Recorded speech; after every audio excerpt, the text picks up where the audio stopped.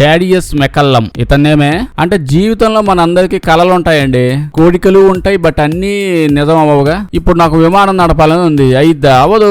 ఎందుకు అవ్వదు? ఎందుకని నేను అలా అవ్వదు అని అనుకుంటున్నాను కాబట్టి అవ్వదు. బట్ మనం అవ్వాలి అనుకుంటే అయిద్ది. ఇతను అలాగే ఫీల్ అవుతాడు, ఎందుకు అవ్వద్దు అని అనుకుంటాడు. అంటే విమానాలే నడపలేదు, బట్ ట్రైన్లు బస్సులో నడుపుతుంటాడు. ఇతను న్యూయార్క్ సిటీలో ఉంటాడు. చిన్నప్పటి నుంచి అక్కడ ఉన్న పబ్లిక్ ట్రాన్స్పోర్ట్స్ అన్ని నడపాలని చాలా ఆశగా ఉండేది. చదువుకో, కష్టపడు, నేర్చుకో, అయిద్ది కదా అంటే లేదు, అంత టైం లేదు. అంటే మనోడికి ఇంకా 15 ఏళ్ళే. అప్పటికి 15 ఏళ్ళకి సైకిల్ తప్ప ఇంకేం తొక్కనివ్వదు కదా.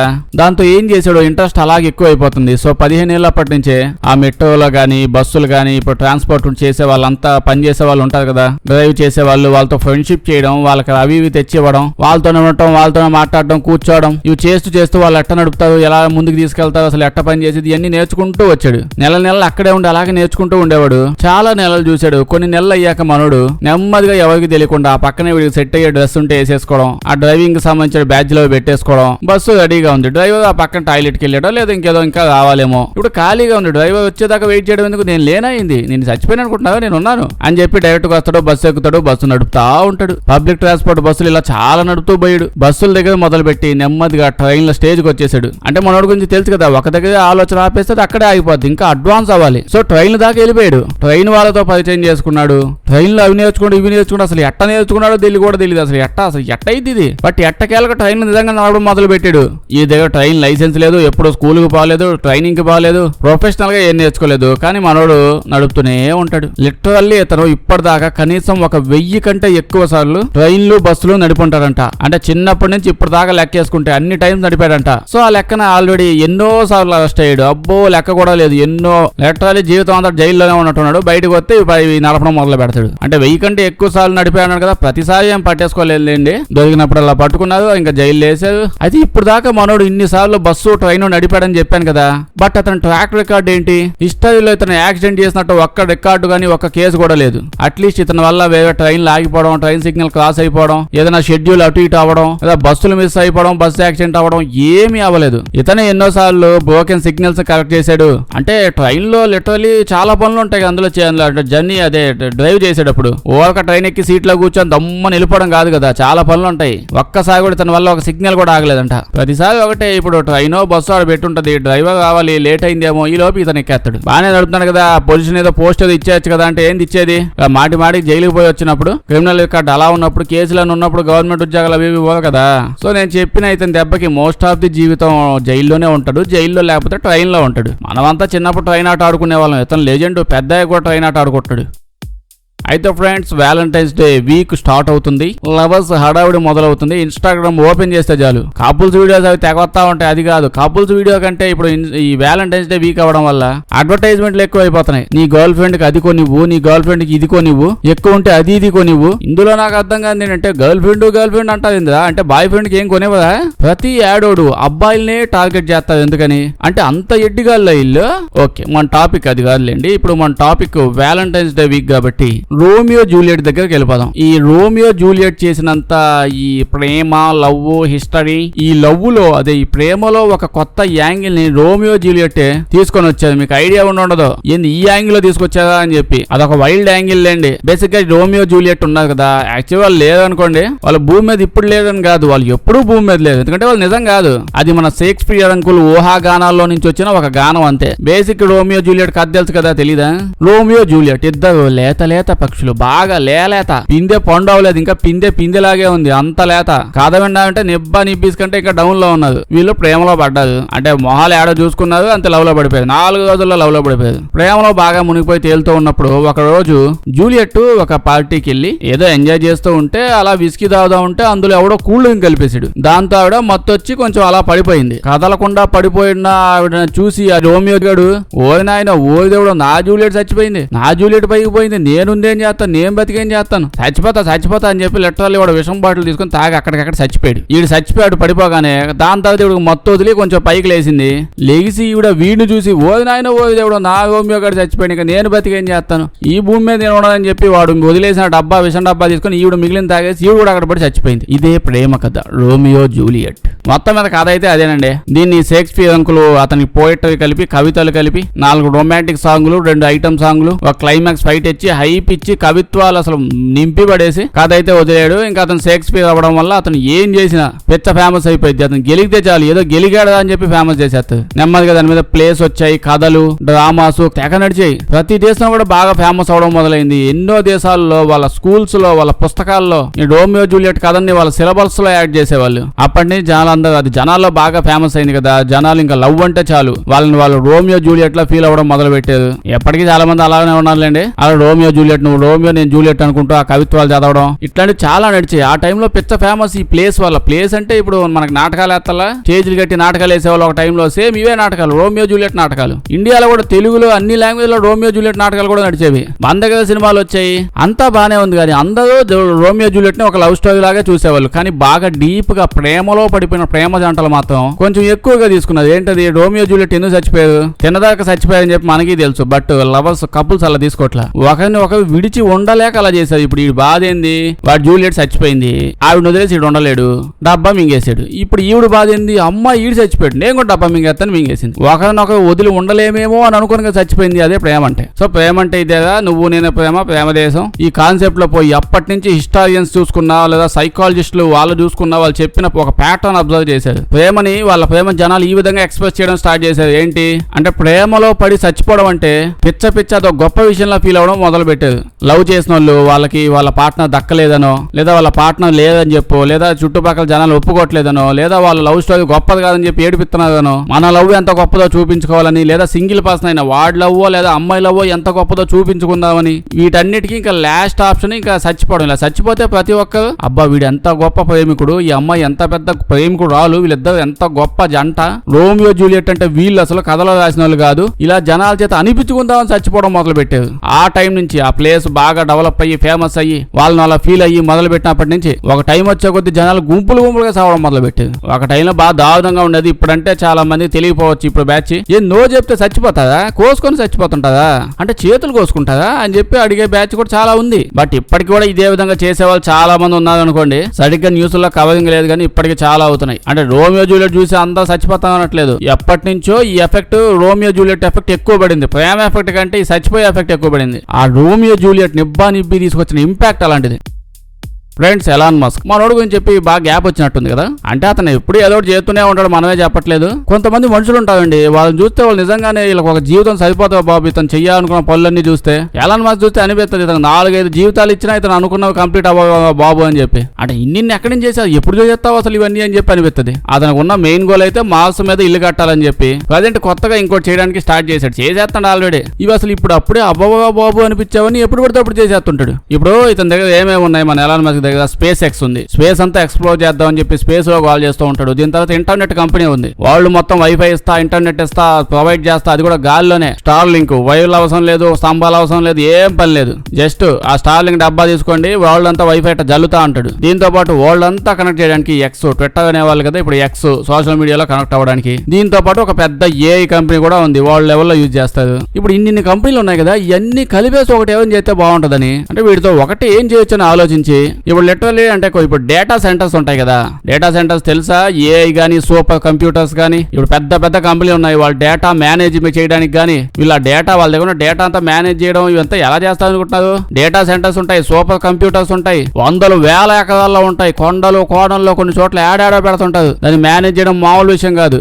ఇప్పుడు మన ఎలాన్ మస్క్ డౌట్ గా చేసేస్తాడండి. ఇప్పుడు ఇవన్నీ తీసుకెళ్లి స్పేస్ లో పెడితే ఎట్ట ఉంటది. డేటా సెంటర్స్ అన్నీ ఉంటాయని చెప్పాను కదా, ఎట్ట పనిచేది అనుకుంటున్నారు. దారుణమైన ఎలక్ట్రిసిటీ కావాలి, ఎన్నెన్నో నీళ్లు కావాలి, అంటే రిసోర్సెస్ అలా చాలా హెవీగా కావాలి. దాన్ని కూలింగ్ సిస్టమ్స్ కానీ పెద్ద ప్లేసులు కానీ అబ్బో ప్రపంచంలో సగం ఎలక్ట్రిసిటీ అన్ని అదే తినేస్తుంది. సో మొత్తం మీద డేటా సెంటర్స్ ఎక్కువ కావాలి. ఏ యూసేజ్ కూడా డే బై డే ఎక్కువ అయిపోతుంది. టెక్నాలజీ ఎలా పెరుగుతుందో తెలుసు, ప్రతిదీ డేటా సెంటర్స్ తోనే ముడి. సో ఇప్పుడు వస్తున్న ప్రాబ్లం ఏంటి, డేటా సెంటర్స్ కి ప్లేస్ సరిపోవడం లేదు. ఎలాన్ మస్క్ అప్పుడే అనిపించింది అసలు స్పేస్ సరిపోకపోవడం ఏంటి, మనకు స్పేస్ అంతా ఖాళీగా పెట్టుకుని భూమి మీద స్పేస్ ఎందుకు, పైన స్పేస్ ఖాళీగా ఉంది, స్పేస్ లో పెట్టేద్దాం అని స్పేస్ ఎక్స్ లో కొత్తగా చాలా యాడ్ చేశాడు. ఇవన్నీ మిక్స్ చేసే లిటరల్లీ డేటా సెంటర్స్ గాల్లో అంట. అవన్నీ తీసుకెళ్లి స్పేస్ లో పెడితే కరెంట్ ఎలక్ట్రిసిటీ యాడ్ నుంచి వస్తుంది.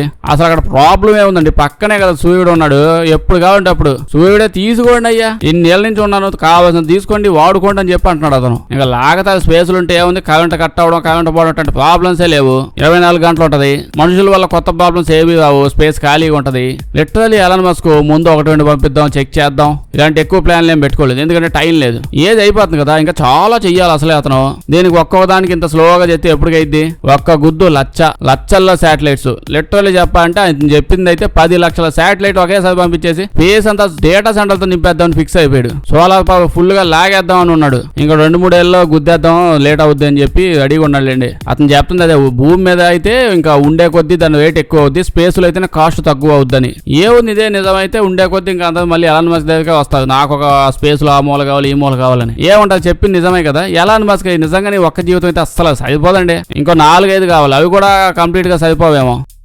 ఫ్రెండ్స్, మీకు ఢిల్లీలో ఇండియాస్ ఓపెన్ బ్యాడ్మింటన్ టోర్నమెంట్ జరిగింది తెలుసా? అది వరల్డ్ లెవెల్ టోర్నమెంట్. ఈ జాన్ లోనే అయింది. చాలా పెద్దది. వరల్డ్ లో ఉన్న మొత్తం ప్లేయర్స్ అంతా అంటే టాప్ ప్లేయర్స్ అందరూ ఆడతారు. బట్ దీనికి యాంటోన్స్ అని చెప్పి ఒక ప్లేయర్, ఒక ఆవిడ ఉంది. ఈవిడ నేను రానని చెప్పింది. ఇండియాకి అయితే అసలు రానని చెప్పింది. నిజానికి కూడా వరల్డ్ లెవెల్ ర్యాంకింగ్ లో 3rd పొజిషన్ లో ఉంది. వరల్డ్ లెవెల్ ఛాంపియన్షిప్ మెడల్స్ కూడా ఎన్నో గెలిచింది. నేను రాను, ఇండియాకి వచ్చి ఆడనంటే ఫైన్ కట్టమని చెప్పారు. ఎంత కావాలంటే అంత కడతానని చెప్పింది ఈవిడ. బట్ నేనైతే రానంది. అంతా చాలా క్రిటిసైజ్ చేశారు. బేసికలీ ఈవిడ ఏమనిందంటే, అదంతా ఢిల్లీలో జరుగుతుందండి ఛాంపియన్షిప్, ఢిల్లీకి అయితే రాననింది. ఎందుకు? అక్కడ పొల్యూషన్ అంతా హెవీగా ఉందంట. సీరియస్ గా చూసుకుంటే లాస్ట్ డిసెంబర్ లోనే ఢిల్లీ పొల్యూషన్ పీక్ లో ఉంది. ఎయిర్ క్వాలిటీ సేఫ్ లెవెల్ ఒకటి ఉంటది కదా, లిటరల్లీ దానికి 10 to 12 టైమ్స్ హెవీ ఉందంట. చూస్తే ఢిల్లీలోనే చాలా మంది డాక్టర్స్ చెప్పారు, ఇక్కడ ఇంత హార్డ్ గేమ్స్ ఆడమాకండి అమ్మా ఢిల్లీలో, అంటే ఇంత ఇంటెన్స్ గేమ్స్ ఆడితే మీ లంగ్స్ డ్యామేజ్ అయిపోతాయి, నెక్స్ట్ ఆడడానికి కూడా చాలా ప్రాబ్లం వచ్చింది ఇంకెక్కడన్నా అని చెప్పారంటే. ఇంటెన్స్ గేమ్స్ కదా అవి, ఆడేటప్పుడు తెలుగుతారు, రొప్పుతా ఉంటాం అమ్మా అయ్యా అని చెప్పి. బేసిక్ గా గాలి పీల్చేదానికంటే ఆ గేమ్ ఆడేటప్పుడు 60 to 70 టైమ్స్ ఎక్కువగా గాలి పీల్చి వదులుతా ఉంటాం. ఇంకా హార్డ్ గా రికవరీ రేట్ కూడా బాగా లేట్ గా ఉండదంట.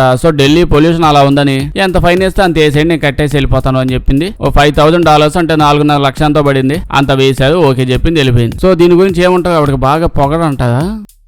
ఫ్రెండ్స్, జపాన్ లో 16th సెంచరీలో గోనిన్ గూమి అని చెప్పి ఒక సిస్టమ్ ని తీసుకొని వచ్చారు. 16వ శతాబ్దంలోనే వాళ్ళ దేశంలో అందరినీ ఇలా ఫాలో అవ్వమని చెప్పారు. ఏంటి, ఒక 5 కుటుంబాలు, 5 ఇల్లులు కలిపి ఒక గ్రూప్ లాగా ఉండేవాళ్ళు. ఆ గ్రూప్ లో ఉండే వాళ్ళంతా ఎప్పుడు కలిసి ఏదైనా పంచుకోవాలి. అంటే ఇప్పుడు అందరూ ట్యాక్స్ కట్టాలి, 4 ఇల్లు కట్టి 5 ఇల్లు ట్యాక్స్ కట్టలేకపోయారు అనుకోండి, ప్రాబ్లమ్స్ వచ్చి మిగతా 4 కలిసి దాన్ని మేనేజ్ చేయాలి. ఇన్ కేసు 5 ఏదన్నా పెద్ద తప్పులు చేయడం, ఇందులో క్రైమ్ లో ఏదైనా ఇన్వాల్వ్ అయితే మిగతా 4 ఇల్లులను కూడా క్వశ్చన్ చేయడం, అంత చేస్తుంటే మీరేం చేస్తున్నారు మీరు చూసుకోవాలి కదా, ఇలా క్వశ్చన్ చేయడం, మరీ కాల్ చేస్తే వాళ్ళు కూడా జైల్లో పడేయడం, ఇలా చేసేవాళ్ళు. దీంతో ఇంకా ఎవడైనా ఒకటి తప్పు చేస్తుంటే మిగతా వాళ్ళందరూ కలిసి వాయ కొట్టేవాళ్ళు, వెలేసేవాళ్ళు. వీళ్ళకి కూడా నష్టం వస్తుంది కదా. సో ఒళ్ళు దగ్గర పెట్టుకుని ఎక్కడ పోయినా జాగ్రత్తగా ఉండాలని చెప్పి ఎవరో వార్నింగ్ ఇచ్చేది కదా, వాళ్ళు చుట్టుపక్కల ఉన్న వాళ్ళే పక్కింటి వాళ్ళే వార్నింగ్ ఇస్తూ ఉండేవాళ్ళు. అంటే ఒక సొసైటీలో బతకాలంటే ఇలాగే అందరూ కలిసి బతకాలని చెప్పి నేర్పించడానికి కొత్త సిస్టమ్స్, ఇలా కొత్త నేమ్స్ పెట్టి ఏవేవో తెస్తూ ఉంటుంది. జపాన్ లో ఏం చెప్పినా ఏదో నేమ్ వస్తుంది. ఉండే కొద్ది ఇల్లులు ఎక్కువ అయిపోయాయి, దాంతోపాటు చక్కిల్లులో ఉండటం ఎక్కువ, దగ్గరగా ఉండటం ఎక్కువ.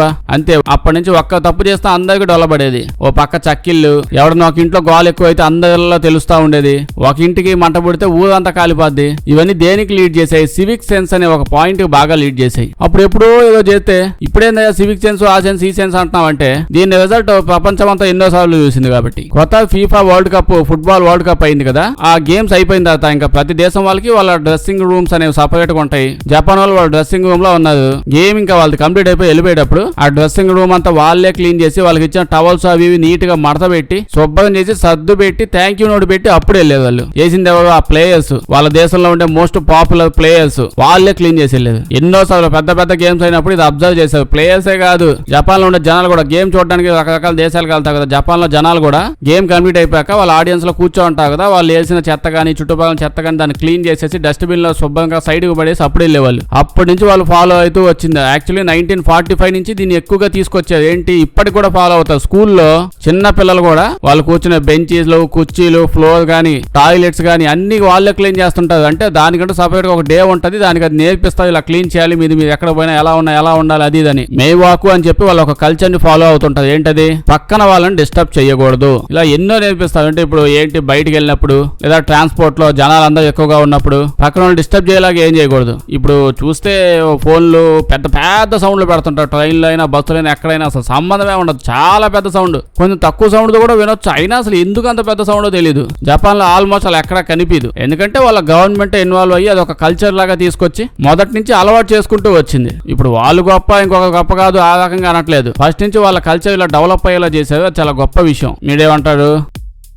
అయితే ఫ్రెండ్స్, ఇప్పుడు మనం జకోబా అని ఒక అక్కాయి గురించి మాట్లాడబోతున్నాం. అక్కాయిది ఒక కథ, చాలా పెద్ద కథ. జకోబా అక్కాయికి తెలుసు తను పుట్టింది IVF అని ఒక పద్ధతిని యూజ్ చేసి, టెస్ట్ ట్యూబ్ బేబీ ఆ టైప్ లో అంటారు కదా, స్పర్మ్ ఎగ్ సపరేట్ గా తీసుకొని దాన్ని కలిపేసి ఇక ఫీమేల్ బాడీలో ఇంజెక్ట్ చేసినప్పుడు వాళ్ళు పుడుతూ ఉంటారు. కొంతమందికి కొన్ని కండిషన్స్, ఎన్విరాన్మెంట్ లేదా పార్ట్నర్ యొక్క స్పర్మ్ సెట్ అవ్వడం ఇలాంటివి చాలా జరుగుతూ ఉంటాయి. స్పర్మ్ డోనర్స్, ఎగ్ డోనర్స్ ఇలా కూడా ఉంటారు కదా. తను అలా పుట్టిన తర్వాత తను ఒక్కదాయి అక్క చెల్లెలు అన్నదమ్ములు అలా ఎవ్వరు లేదు. అసలు ఇలా ఏమైనా ఉంటే బాగుండు అని చెప్పి అనుకుంది. వాళ్ళ మమ్మీని అడిగింది, మమ్మీ నాకేమైనా ఇలా ఉంటే బాగుండని. ఆవిడేమో, ఇప్పుడు నేను మళ్ళీ పిల్లల్ని కంటాం కష్టం అమ్మా, బట్ నీకు సొంత అక్క చెల్లు అన్నదమ్ములు ఉండే ఛాన్స్ ఉంది అని చెప్పింది. ఎలాగంటే ఇప్పుడు ఈవిడికి ఎవరో ఒక పర్సన్ స్పర్మ్ అనేది డొనేట్ చేశారు, దానివల్ల పాప పుట్టింది. బట్ ఎవరు డొనేట్ చేశారు అనే విషయం తెలియదు. ఎందుకంటే డాక్టర్స్ కానీ ఎవరో చెప్పకూడదు, అలా చెప్పదు ఎవరు స్పర్మ్ డొనేట్ చేశారు ఈవిడికి అనే విషయం. అదంటే డాక్టర్, హాస్పిటల్, ప్రైవేట్ విషయం. అందులో ఏంటి, ఇప్పుడు ఒక వ్యక్తి స్పర్మ్ డొనేట్ చేశారనుకోండి, ఆ వ్యక్తి లైఫ్ లో 3 సార్లే స్పర్మ్ డొనేట్ చేయగలడు. అంటే 3 సార్లే అతని యొక్క స్పర్మ్ యూజ్ చేయాలి, అంతకుమించి ఎక్కువ సార్లు యూజ్ చేయకూడదు. ఆ లెక్కన అతన్ని 3 సార్లు యూజ్ చేస్తుంటే ఒకసారి ఈవిడిది యూజ్ చేశారు, మేబీ ఇంకో 2 సార్లు యూజ్ చేసి ఉండొచ్చు కదా.